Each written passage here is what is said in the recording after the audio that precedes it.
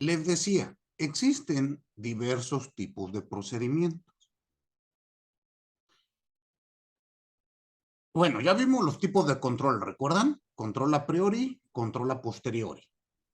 Ya vimos que el control a priori son los límites que establece el constituyente a la actividad del legislador y de las propias autoridades. Hay ocasiones que este control no es suficientemente hecho o respetado y por lo tanto van a establecerse garantías. Es decir, los procedimientos responden al derecho de instar. El derecho de instar es un derecho fundamental que se ve representado por garantías. Propiamente, las garantías en nuestra Constitución serían las garantías de primer orden, que las vamos a tener en la Constitución, en el artículo 17 constitucional. El artículo 17 constitucional establece el derecho del instar. Propiamente, cuando prohíbe la justicia por propia mano y establece como obligación del Estado el acceso a la tutela jurisdiccional efectiva. ¿Hasta ahí vamos todos claro? Las garantías de segundo orden van a ser los procedimientos establecidos para el respeto o el acceso a esta tutela jurisdiccional. Y de ahí establecimos que el procedimiento, bueno, que la instancia da origen a un procedimiento. Eso sí queda claro. Vimos que hay distintos tipos de normas. Normas estáticas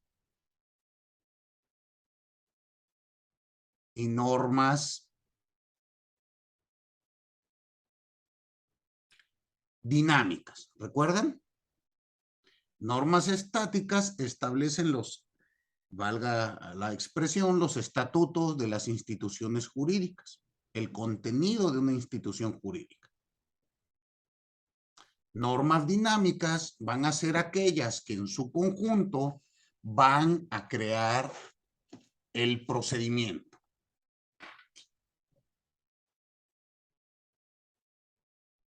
Analizamos que existen normas estáticas y normas dinámicas en todos los ordenamientos. Y así, en materia fiscal, vamos a ver que el Código Fiscal de la Federación va a contener normas estáticas y normas dinámicas. ¿Hasta ahí vamos todos claros? Muy bien. El conjunto de normas dinámicas establecidos en una secuela lógica con la finalidad de emitir un acertamiento se denomina procedimiento. ¿Sí queda claro?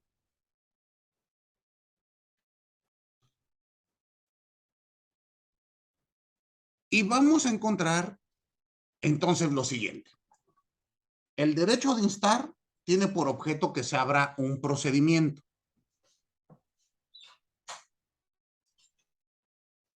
Y a su vez, el procedimiento tiene como objeto que se emita un acertamiento. ¿Hasta ahí vamos claros?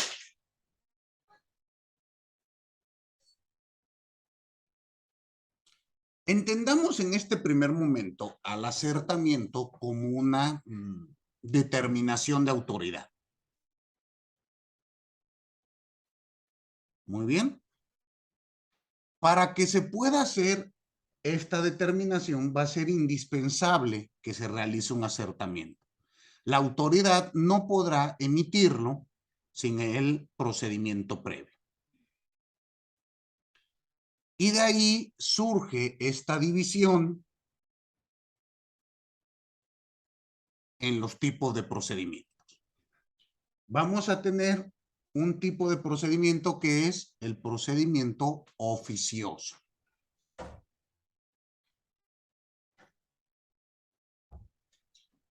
¿A qué se va a referir? A que la autoridad inicia un procedimiento sin que alguien se lo pida.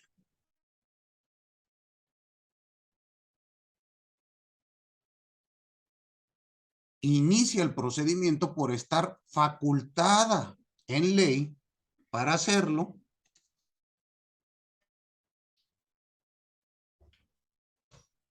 y su finalidad es emitir un acertamiento. Pero este acertamiento es para verificar si el sujeto revisado está cumpliendo con sus obligaciones legales.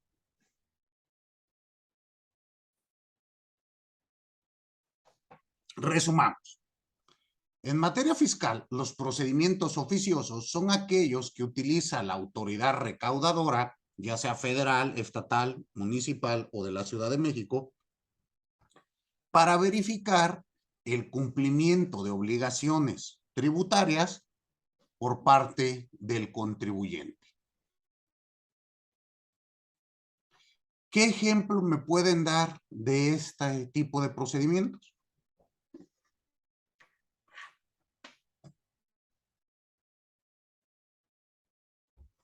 ¿Cuál?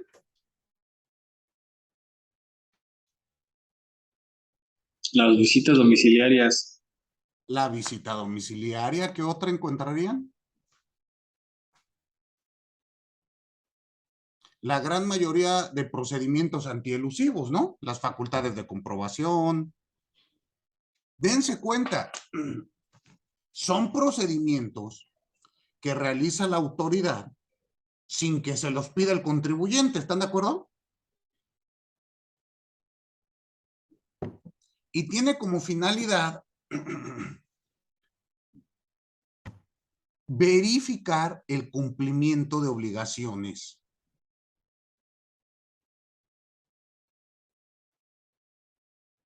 en materia tributaria.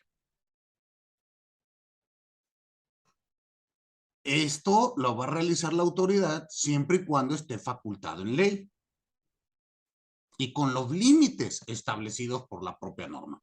Por favor, abran su Código Fiscal de la Federación y ubiquen el apartado de visita domiciliaria, que fue el ejemplo que nos dio Alexis.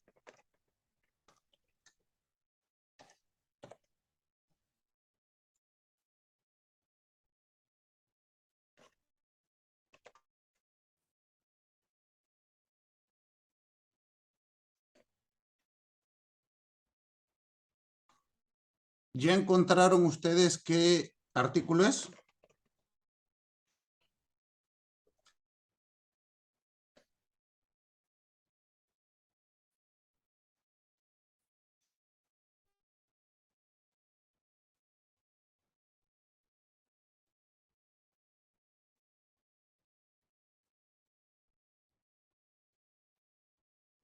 Váyanse al artículo 42, por favor, del Código Fiscal de la Federación. ¿Ya lo tienen? ¿Quién me ayuda a darle lectura? Este es un ejemplo de un procedimiento oficioso. Vean ustedes cómo se va a utilizar para verificar el cumplimiento de obligaciones. ¿Quién me ayuda con la lectura?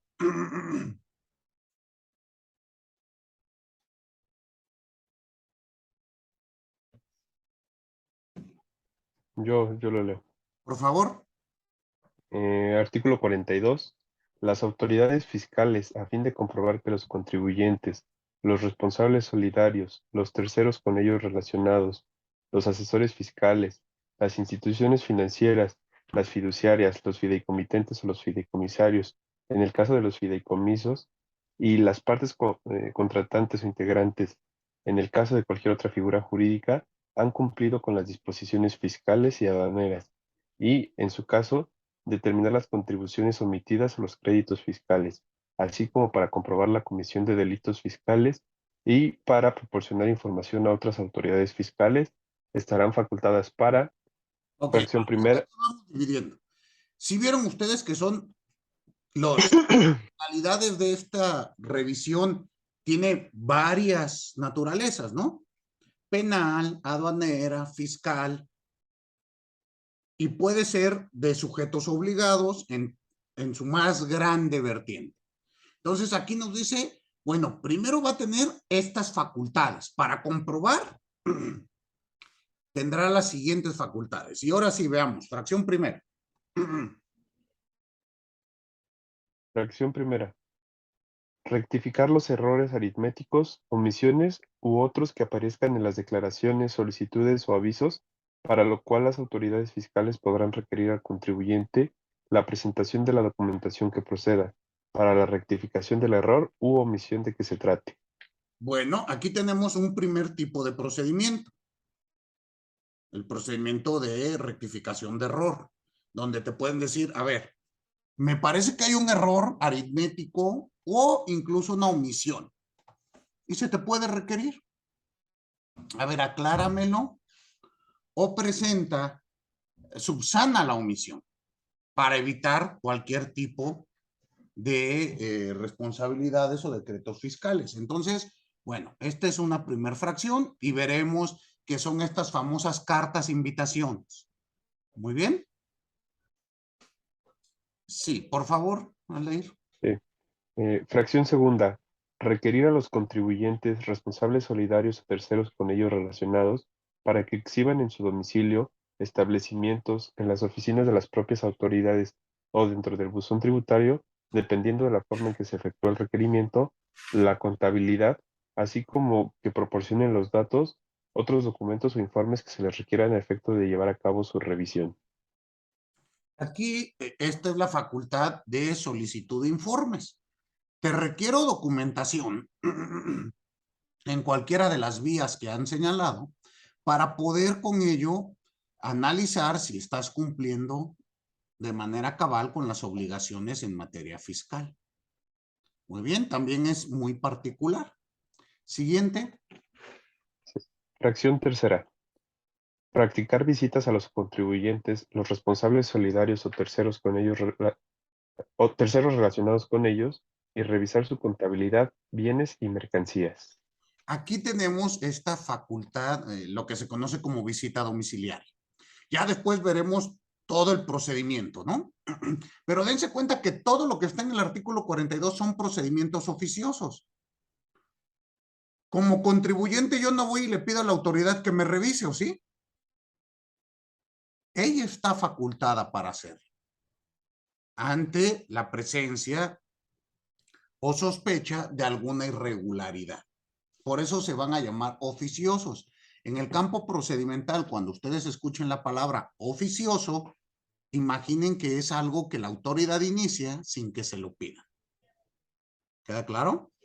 Y reitero, se le conoce como procedimientos oficiosos o de revisión.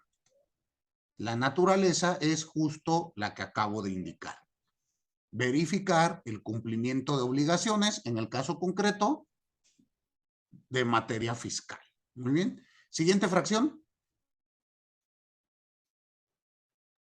Sí.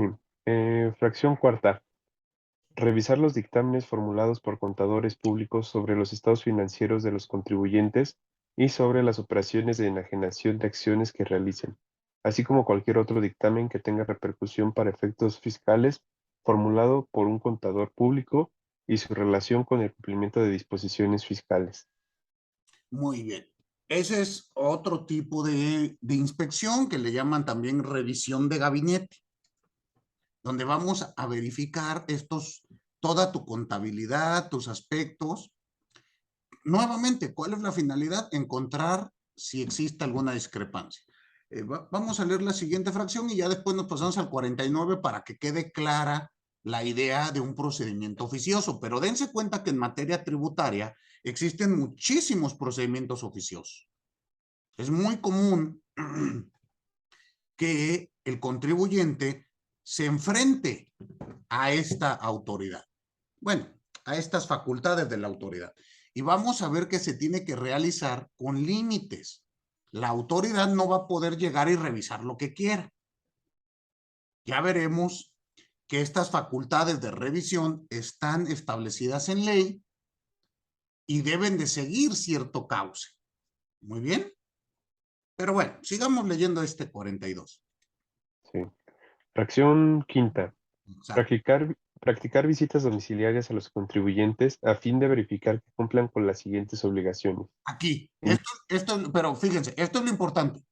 La visita domiciliaria únicamente va a tener como finalidad revisar el cumplimiento de las siguientes obligaciones.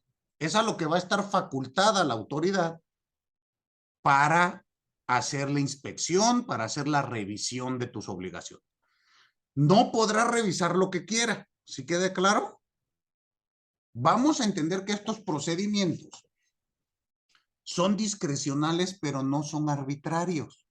Es decir, la autoridad únicamente puede revisar lo que expresamente tiene establecido en ley. ¿Queda claro? Ahora sí, leamos, por favor. Sí, inciso A. Las relativas a la expedición de comprobantes fiscales digitales por Internet y de presentación de solicitudes o avisos en materia de Registro Federal de Contribuyentes. Inciso B. Las relativas a la operación de las máquinas, sistemas, registros electrónicos y de controles volumétricos que estén obligados a llevar conforme a lo establecen las disposiciones fiscales. Inciso C. La consistente en que los envases o recipientes que contengan bebidas alcohólicas cuenten con el marbete o precinto correspondiente, o en su caso, que los envases que contenían dichas bebidas hayan sido destruidos. Inciso D. La relativa a las cajetillas de cigarros para su venta en México contengan impreso el código de seguridad o en su caso que éste sea auténtico. Inciso E.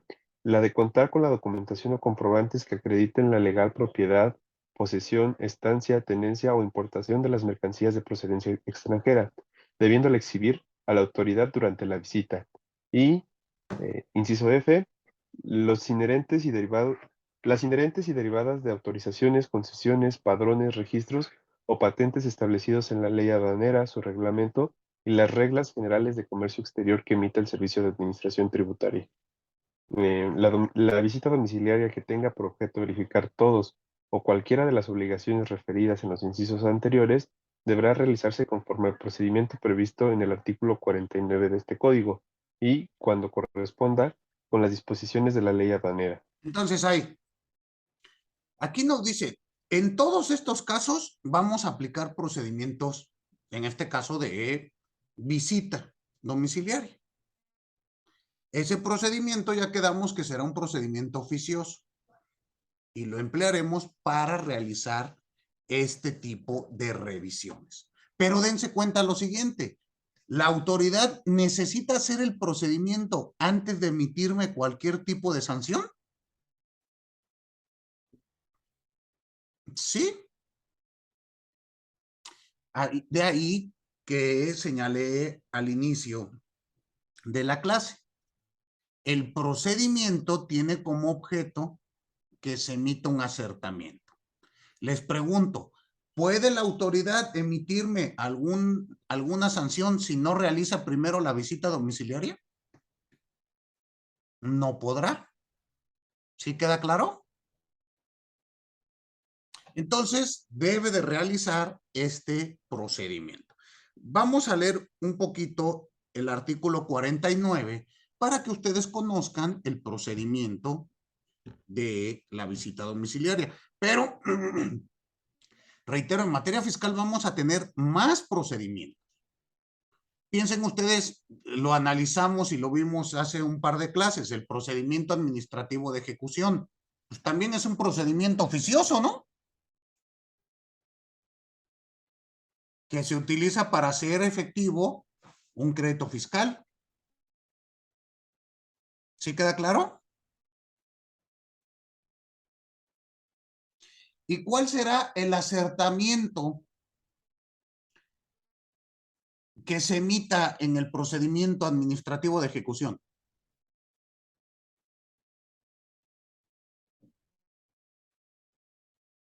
¿No recuerdan? ¿Con qué termina el procedimiento administrativo de ejecución?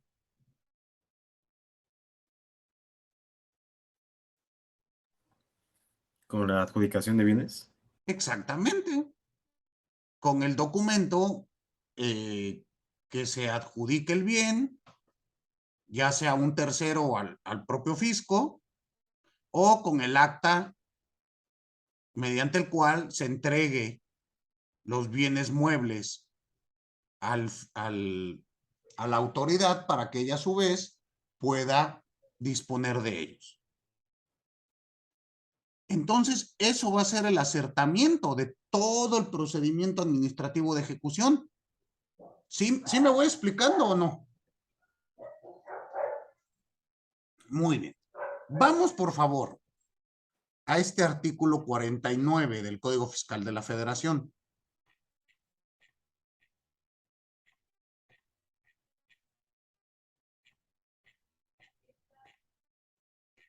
Y ayúdenme a darle lectura.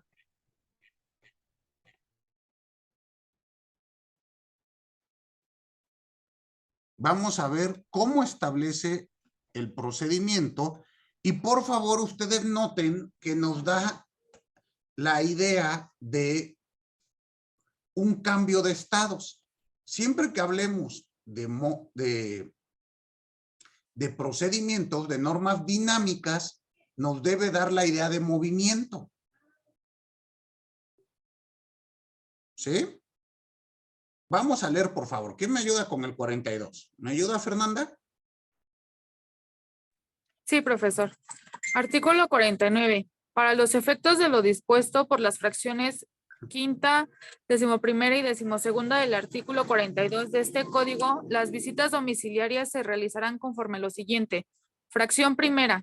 Se llevará a cabo en el domicilio fiscal, establecimientos, sucursales, locales, oficinas, bodegas, almacenes, puestos fijos y semifijos en la vía pública, de los contribuyentes, asesores fiscales, instituciones financieras, fiduciarias, fideicomitentes o fideicomisarios. Los últimos tres, en el caso de fideicomisos, y en el que de las partes contratantes o integrantes en el caso de cualquier otra figura jurídica, así como de terceros con ellos relacionados, siempre que se encuentren abiertos al público en general, donde se realicen enajenaciones, presten servicios o contraten el uso o goce temporal de bienes, o donde se realicen actividades administrativas en relación con los mismos, así como los lugares donde se almacenen las mercancías o en donde se realicen las actividades relacionadas con las concesiones o autorizaciones de cualquier padrón o registro en materia aduanera, o donde presten sus servicios de asesoría fiscal a que se refieren los artículos 197 a 202 de este código,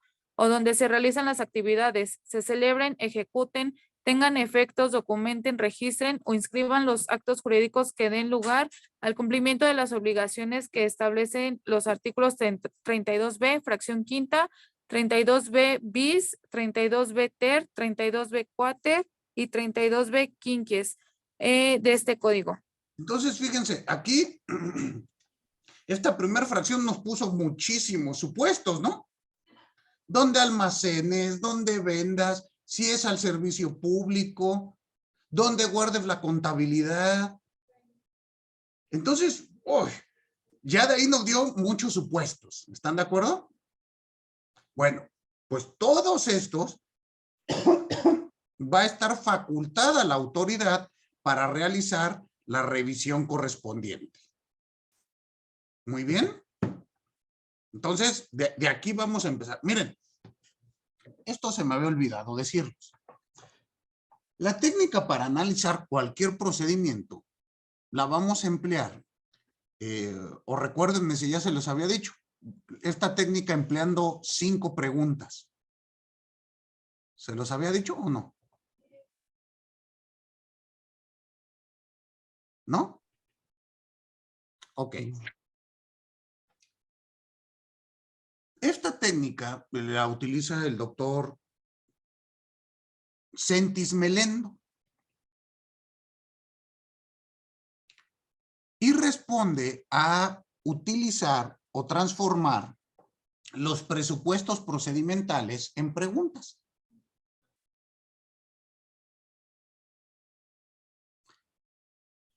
Y hay que responder, les dije 5, perdón, son 6 preguntas. La primera pregunta es, ¿quién puede interponer el procedimiento?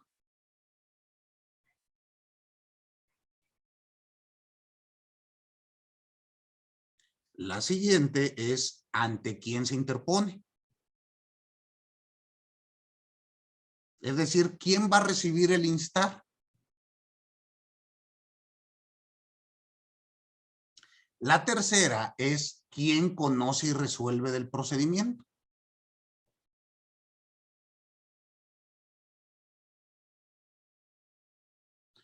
La cuarta será forma de interponerlo.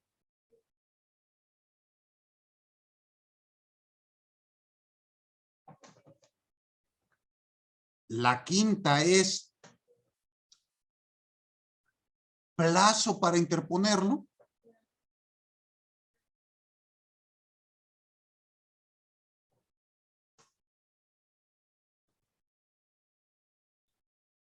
Y la última, ¿cuándo procede? ¿Cuándo se puede interponer el procedimiento?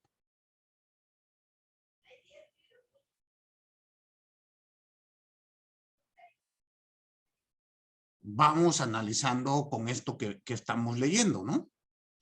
Por ejemplo, esta fracción que acabamos de leer, ¿qué pregunta respondería?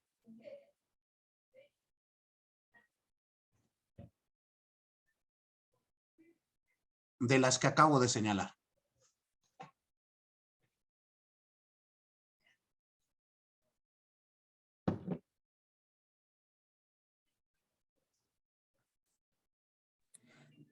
Yo considero que aunque hace referencia a los lugares, también hace referencia a las personas que se llegan a ver involucradas, ¿no? En este caso sería, ¿quién puede interponer?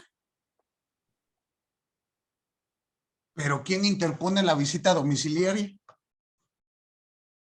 ¿Quién? No, es que lo entendí al revés. Bueno, pero hay una respuesta ahí. ¿Cuál será? Justo la que me estás diciendo sería ¿quién recibe el instar, no? ¿Ante quién se interpone? Sería la pregunta 2. Les pregunto, ¿quién puede solicitar o quién puede iniciar una visita domiciliaria? Pues la autoridad. La autoridad, en este caso recaudadora. Y ya tendremos que ver, de acuerdo a la ley orgánica del Servicio de Administración Tributaria, pues cuándo corresponde a qué parte del servicio. ¿Están de acuerdo? Ejemplo, hay ocasiones que será grandes contribuyentes por respectiva área de verificación, etcétera. Habrá ocasiones que sea administración local, oriente, o norte, o sur. Ya dependerá de cómo esté establecida la competencia de la autoridad. Pero en esta primera fracción nos indica un supuesto de ante quién lo va a solicitar la autoridad. ¿Sí queda claro? Y poco a poco lo vamos a ir analizando. Bueno, ya verán ustedes poco a poquito. Aquí mismo, con lo que vimos en las clases anteriores, ¿cuál será el plazo para realizar una facultad de comprobación?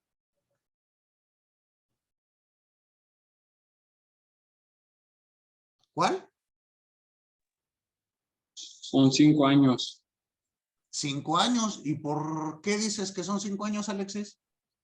Por el tema de la caducidad. Justo. Entonces, el plazo en el que caducan las facultades de comprobación de la autoridad será de 5 años. Este procedimiento es una facultad de comprobación. Por lo tanto, el término general, el término normal será de 5 años. Ya conocemos las excepciones, ¿no?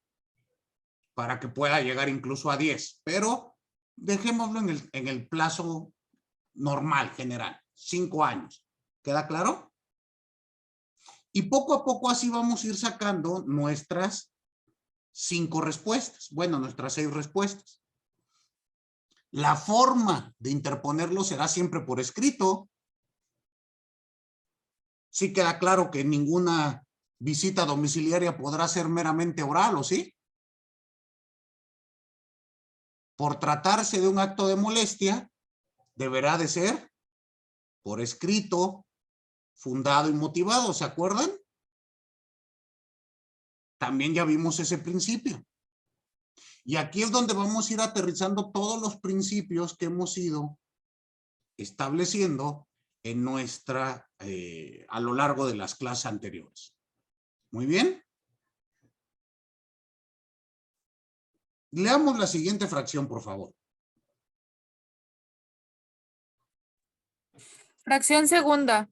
Al presentarse los visitadores al lugar en donde deba practicarse la diligencia, entregarán la orden de verificación al visitado, a su representante legal, al encargado o a quien se encuentre al frente del lugar visitado. Indistintamente y con dicha persona se entenderá la visita de inspección. Ok, aquí tenemos, fíjense cómo al estar analizando una norma procedimental nos va a ir dando la idea de movimiento, ¿no? Aquí ya nos dice, va a llegar el inspector y nos va a entregar un acta. Bueno, perdón, una orden. Ya vimos que será por escrito y de acuerdo a los principios constitucionales analizados, ya sabemos que deberá de estar fundada, motivada. Y aquí nos dice, podrá estar dirigida con A, B, C o D. Y el procedimiento se entenderá con cualquiera de ellos. ¿Esto sí queda claro? Porque hay otros procedimientos donde sí necesitaremos al representante legal. ¿Quién se acuerda de uno de ellos en materia fiscal?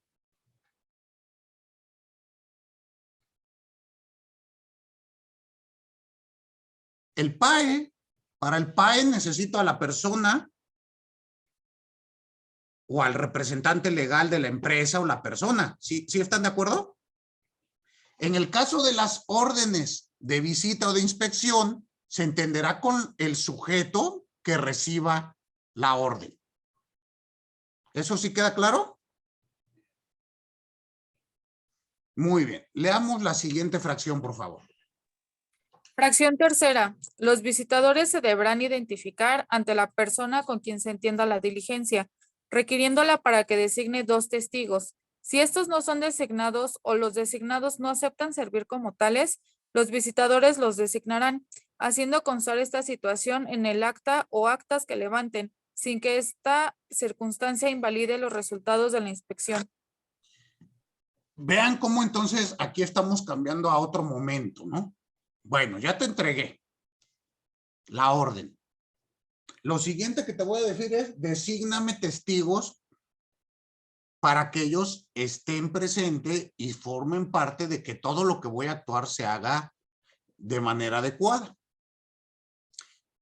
Si el contribuyente no lo designa o los designados deciden no aceptar, nombrará a unos el propio inspector. Esta circunstancia de ninguna manera invalida lo actuado. ¿Sí queda claro? Y vamos a llegar a la siguiente etapa. Por favor, Fernanda.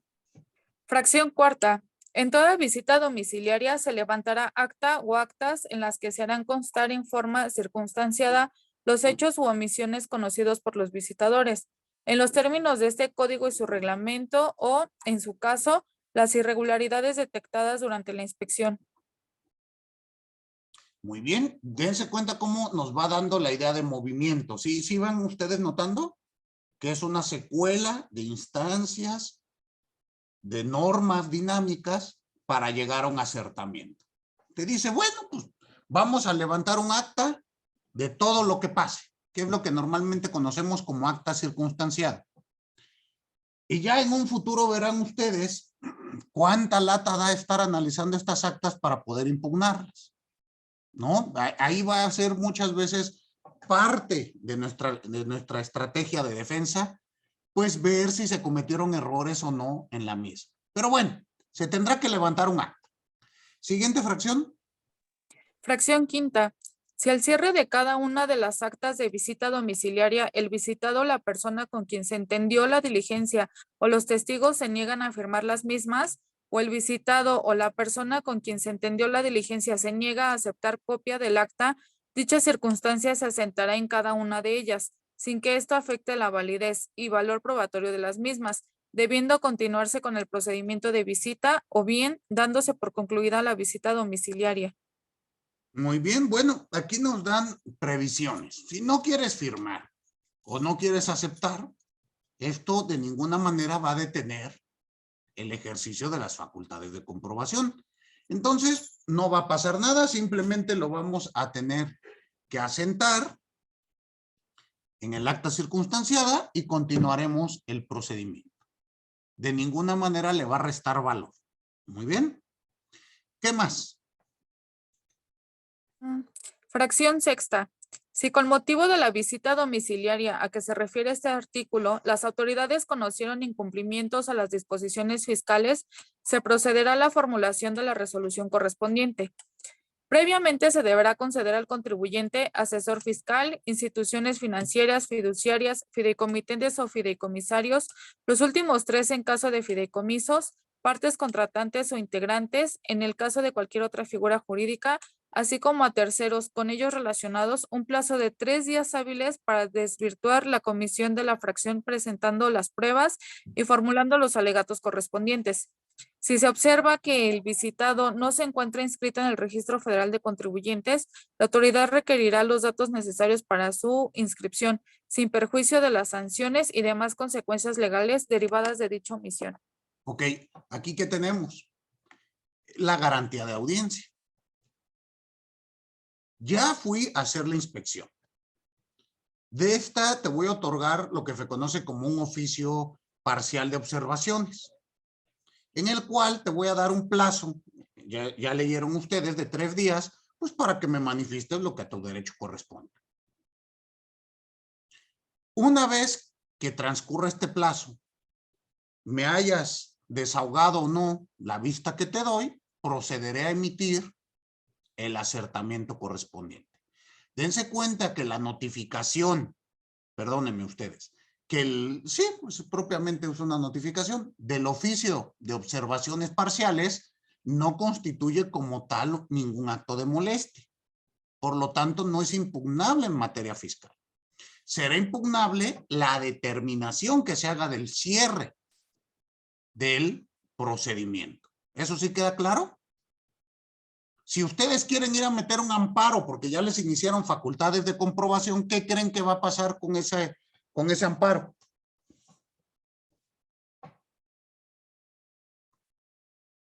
¿Qué se imaginan que les va a pasar a su amparo?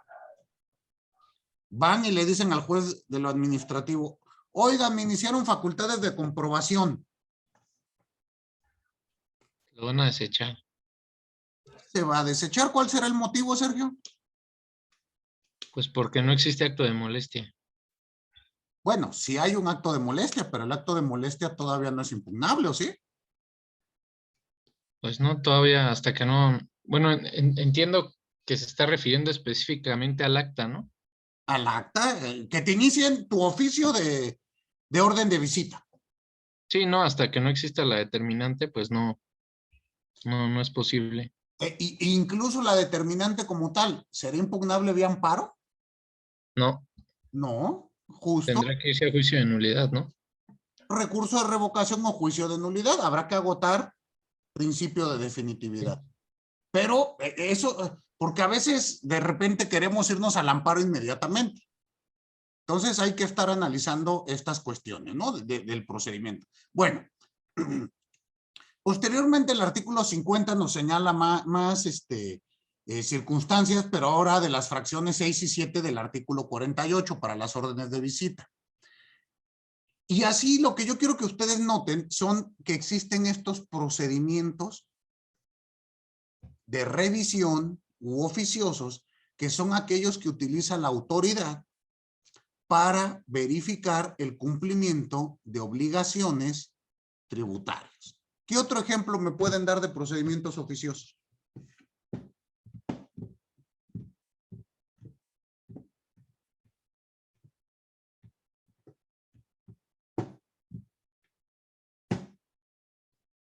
¿Qué otro les llega a la mente?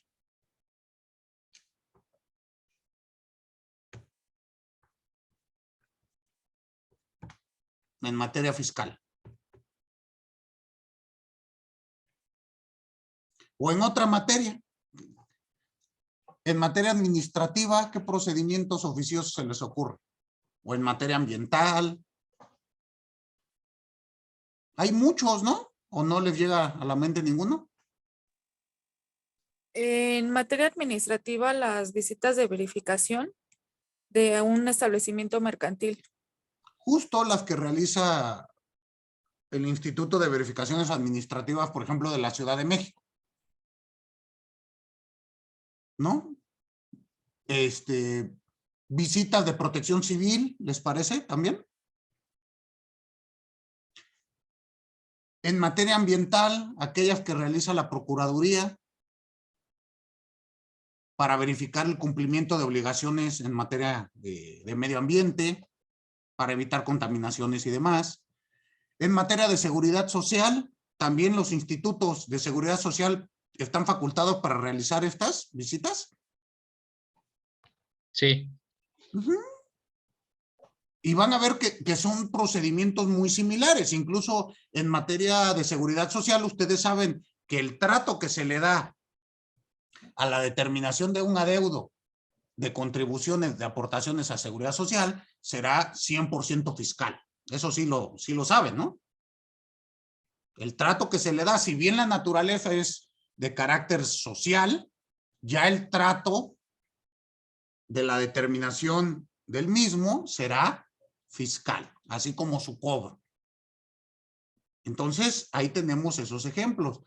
¿Qué otro ejemplo me pueden dar de procedimientos oficiosos?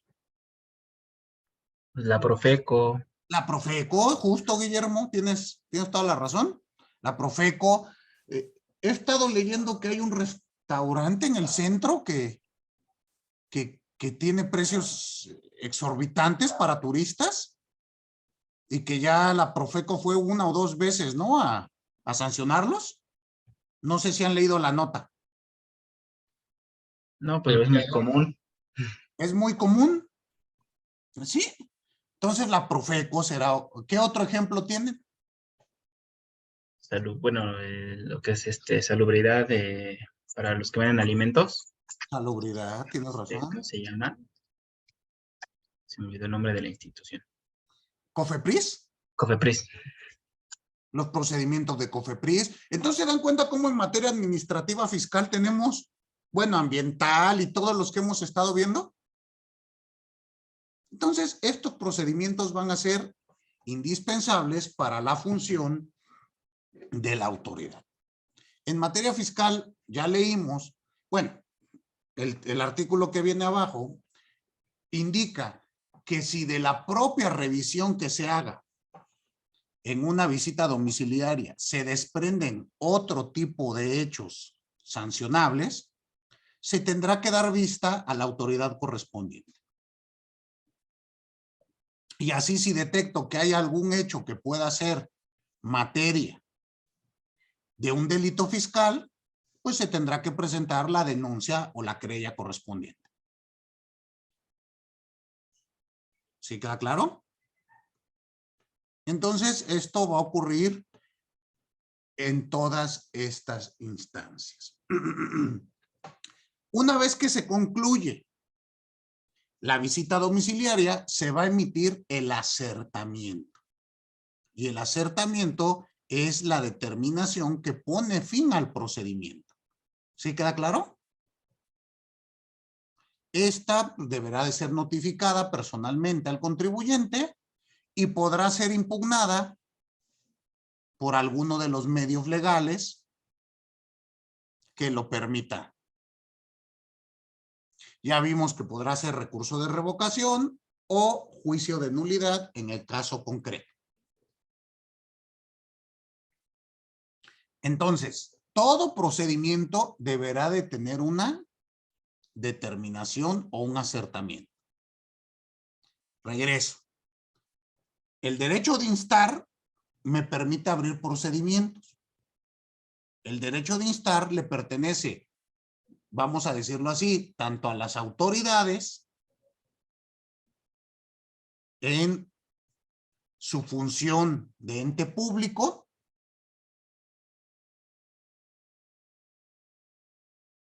como al contribuyente, ya sea como persona física, como persona moral o como persona pública, siempre y cuando funja como contribuyente. ¿Sí queda claro?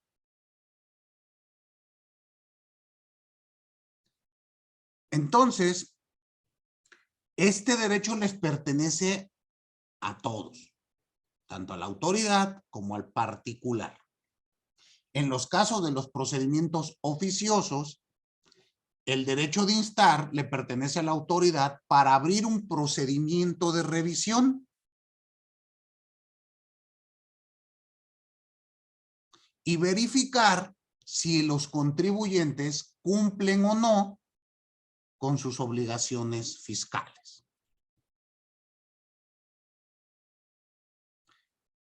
Y este procedimiento tiene como fin o como objetivo que se emita un acertamiento fiscal. ¿Sí queda claro? Esta teoría del acertamiento viene de la escuela italiana, del derecho procesal. Lo utiliza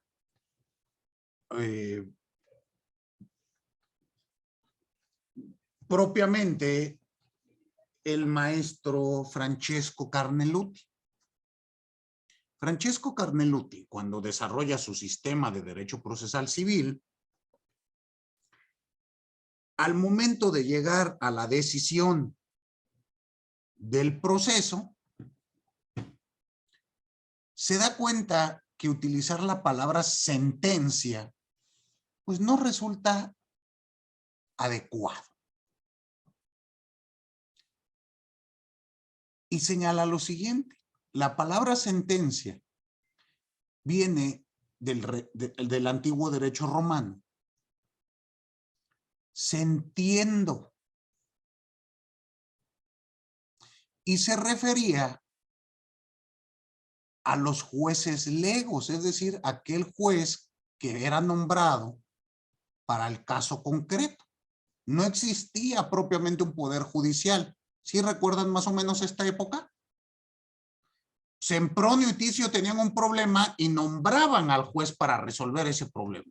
Ya después, ese juez dejaba de tener jurisdicción. ¿Sí ubican? Entonces el juez, pues, no era un técnico, no tenía una función pública, sino únicamente decía, a esto se le conoce como juez lego. El juez señalaba, pues yo entiendo que Ticio tiene la razón. Y poco a poco esta palabra se empezó a utilizar para designar a la resolución que ponía fin al proceso. Dime, Guillermo. Eso parece más como un árbitro, ¿no? Porque fue designado por ambos. Pues propiamente sí tendría, ya se irían diferenciando después la idea del árbitro. Pero en un inicio, cuando Carneluti analiza la palabra, porque tiene razón, la función es muy similar a la de un árbitro. Pero recuerda que aparece primero el proceso. Y se utilizó esta palabra. Inicialmente, sentencia. Y la resolución que emite un árbitro se llamó laudo. Veremos que aparece después, históricamente hablando. Pero lo que Carneluti nos decía es, en el tema procedimental, pues hablar de sentencias, de sentiendos, pues una autoridad pública, pues incluso hay veces que tiene que resolver en contra de lo que siente, ¿no? ¿O un juez resolverá conforme a lo que siente? A veces sí, a veces no. Pero lo que nos dice el maestro es, esta palabra ya resulta anacrónica para explicarnos el fenómeno procedimental. Y él busca una palabra que englobe más de un significado. Porque nos dice, cuando un juez o una autoridad emite una resolución, interpreta leyes, interpreta hechos, valora pruebas, analiza relaciones jurídicas preexistentes y modifica relaciones jurídicas para futuro. A estas actividades, Carneluti les dice, vamos a utilizar el verbo acertare. En español, acertar. Y ustedes saben que este verbo, pues quiere decir dar la respuesta a un problema planteado. ¿Están de acuerdo? Y normalmente es la respuesta correcta a un problema planteado. Con estos elementos se empieza a desarrollar en Italia la teoría del acertamiento procesal, que es la que estamos utilizando nosotros. Por eso deben de entender que todo procedimiento culmina con un acertamiento. Se llamará determinante de crédito, se llamará sentencia en el juicio de nulidad, se llamará sentencia en un amparo, se llamará determinante de crédito. ¿Sí notan ustedes? A todos ellos los vamos a conocer como acertamientos. ¿Quedó claro esto? Todo procedimiento tiene como fin que se emita un acertamiento. ¿Sí? ¿Alguna duda? Ninguna. Bueno, el siguiente tema que voy a tratar son los procedimientos a instancia de parte legitimada.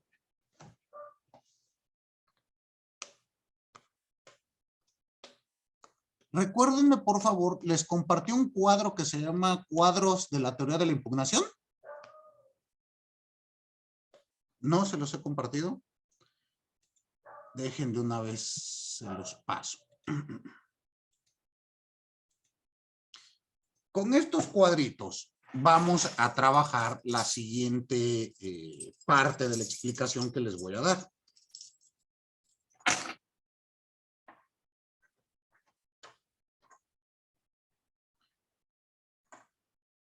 Déjenme nada más los encuentro.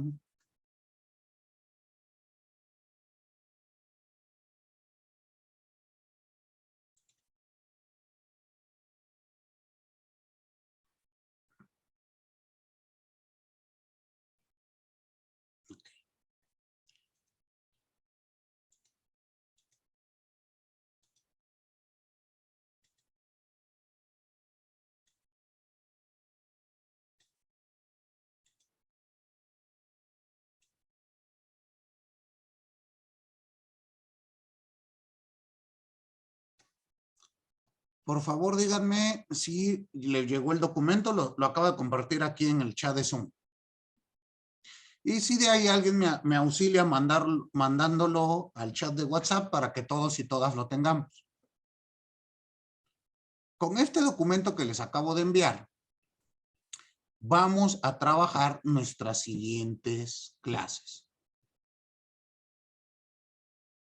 ¿Qué quiero que hagamos, por favor, para nuestra siguiente reunión? Primero quiero que con los procedimientos de las visitas en materia fiscal me contesten las 6 preguntas que he planteado. Es decir, ¿quién lo puede interponer? ¿Ante quién se interpone? ¿Quién conoce y resuelve? ¿Forma de interponerlo? ¿Plazo para interponerlo? ¿Y cuándo procede? ¿Sí queda claro? Porque vamos a hacer lo mismo con el resto de los procedimientos. ¿Se acuerdan que les mandé unos cuadritos que vienen desarrollados con esas preguntas? Justo es para que lo hagamos de ese modo. Y estos que les acabo de enviar de cuadros de la teoría de la impugnación va a tener como finalidad el análisis de los procedimientos a instancia de parte legitimada, que vienen propiamente en las páginas, ahora les digo, en la página de las 7 en adelante, que dice tipos de instancias de particular u organismos facultados. ¿Ya lo vieron? A ello nos vamos a dedicar a estudiar las próximas sesiones. ¿Sí queda claro? Perfecto. Bueno, pues si no hay ninguna otra duda, vamos a dar por concluida nuestra clase el día de hoy. Muy bien. Pasen una excelente noche y nos vemos por acá hasta el próximo lunes. Pasen bonito puente y nos vemos el próximo lunes. Gracias. Muchas gracias. Gracias, maestro. Hasta luego. Buenas noches. Nos vemos.